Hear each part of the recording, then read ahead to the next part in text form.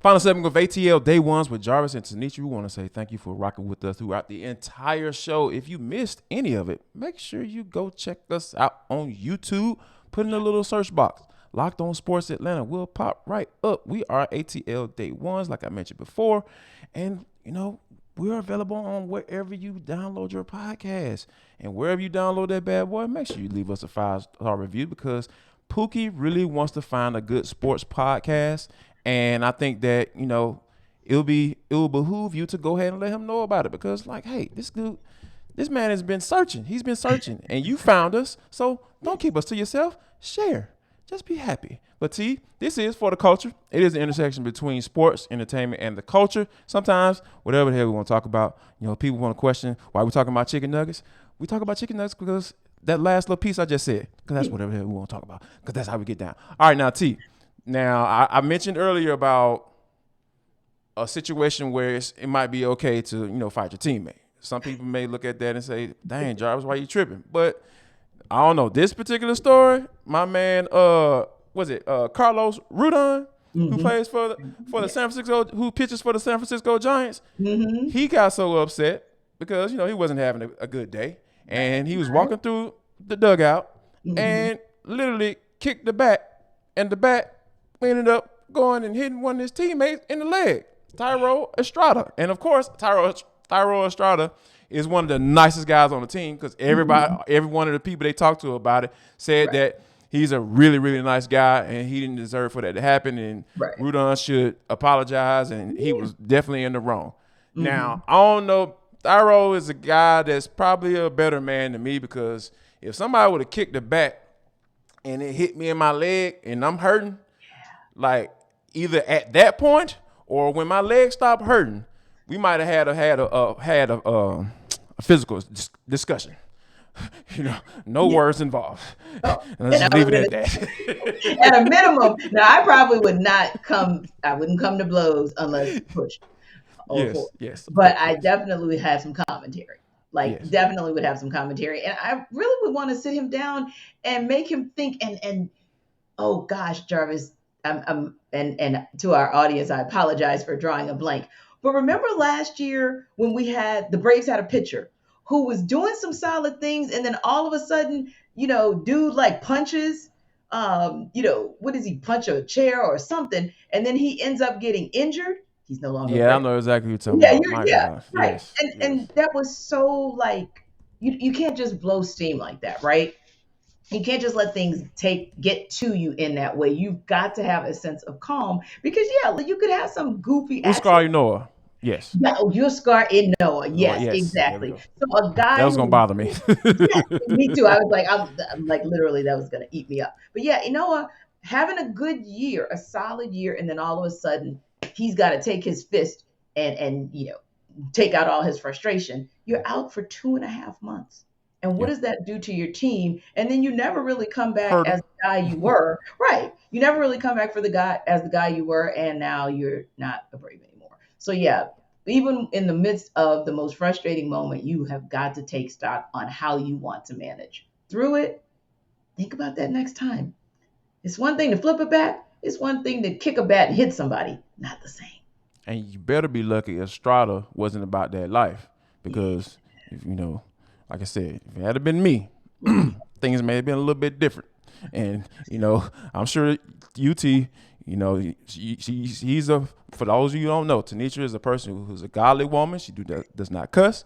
But I'm sure you may or may not have heard an F-bomb come out of her mouth. And it would have sounded really weird because, like I said, she doesn't cuss. But what's going to sound really good coming out of her mouth is, Tenitra, tell them about Coffee AM and what they got going on today.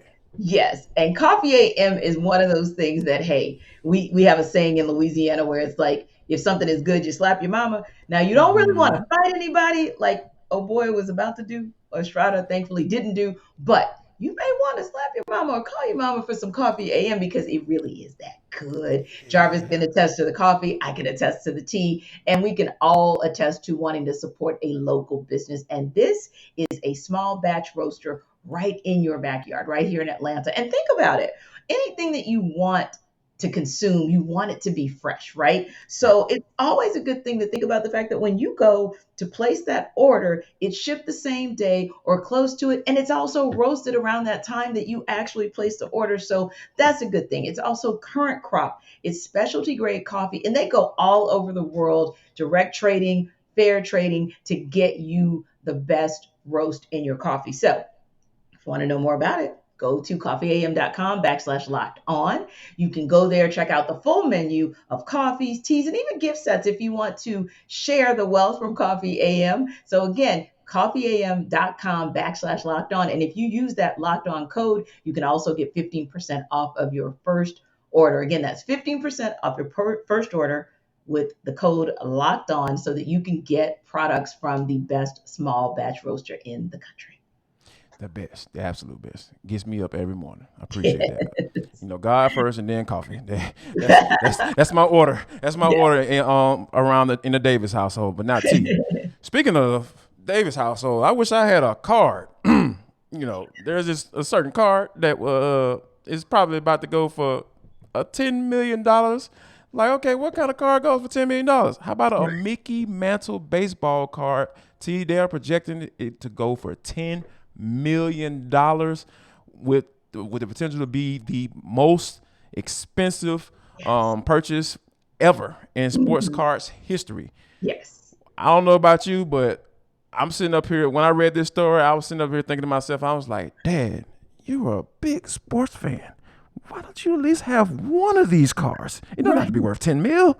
It could be worth 1.5, and I'll be happy with that. You just pass it on down to your boy. But good Lord, this is crazy. $10 million? The sports card investor industry is going crazy right now, T. Exactly. I mean, that is crazy. And you think about the person who has a sports card, and you think about the rest of us who are just trying to get to that 10 million or that 1.5 through this ridiculous lottery, right? Yes, but this no person doubt. did the jackpot in a different way, right? So yeah, that's amazing. And I mean, don't get me wrong. You think about Mickey Mantle and the legacy, number 7, the Yankees, just the lore of it. And it's also a very, very unique card. It's funny because I thought about a story that I'd read a couple years ago about a rare Mickey Mantle card that showed up. So obviously that drives up the price. But yeah, let me tell you, I'm like, you know what that made me do, right? I started What's looking that? through my old boxes, calling home like, can anybody just see? Like, did anybody keep that stuff from 15 years ago? You know what Right. I'm When saying? I was in the little leagues, the Yeah. little softball league, anybody Right. when you guys were trying to get me acclimated to softball and baseball, remember that? Where are those Yeah. cards? I need that in my life. Oh, Like man. Like you said, Jarvis, we need that in our lives because man, that's a game changer. You know how we talk about that all the time, like things that can change your life, things that can change a Mhm. generation. Oh, that's changing multiple generations, like crazy, No doubt. No doubt. crazy, crazy. Yes, yes. But we also hope to bring you guys tomorrow some good things, some changes, of course, that happened in the lineup for the Braves. We're going to talk all about it. And we're going to see if that allowed them to win a series, Jarvis, and not regress because, they've had trouble this last month. The one area they've had trouble in is winning a series finale, right? 7 of 8 Yeah. series. They cannot get it done in that finale game. So hopefully we'll be talking about that, downloading on whatever it looks like tomorrow and also downloading on more training camp activities, telling you all of what's going on in Flowery Branch and anything else that's going on in the sports world right here in Atlanta. So again, stop at ATL Day One's first. Your second stop, hitting hard with John Chuckery. You guys take care, be safe. We'll see you tomorrow. Y'all come back now, you hear?